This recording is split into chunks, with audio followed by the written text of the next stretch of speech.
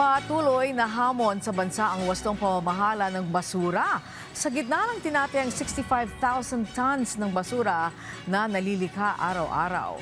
Ayon sa Environmental Management Bureau EMB, hindi lahat ng basurang hindi nakokolekta ay otomatikong napupunta sa mga ilog, kalsada o iba pang lugar. May mga materials recovery facility sa mga barangay at may ilang barangay din na nagka-cluster para sa segregasyon at recycling. Sa ngayon, 63% na ng mga barangay sa bansa ang may access sa MRF.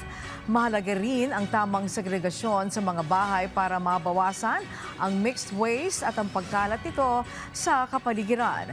Residual waste lamang na hindi hazardous ang dapat mapunta sa landfills. Kaugnay rin nito ang implementasyon ng Extended Producer Responsibility na layong mas mapanagutan ng mga business establishments o producer sa plastic packaging na kanilang ipinapasok sa merkado, hindi lamang sa paglikha ng produkto kundi hanggang sa pamamahala ng basura nito.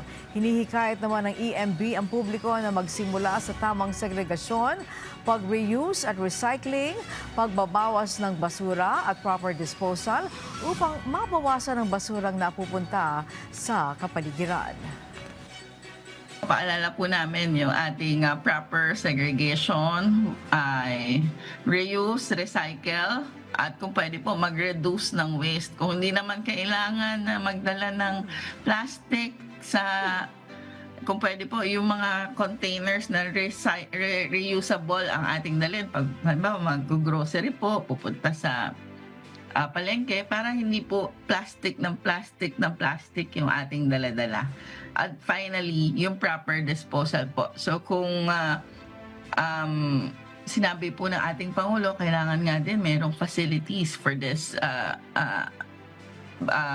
mga basura for the proper solid waste management. So yung proper disposal din po ay importante.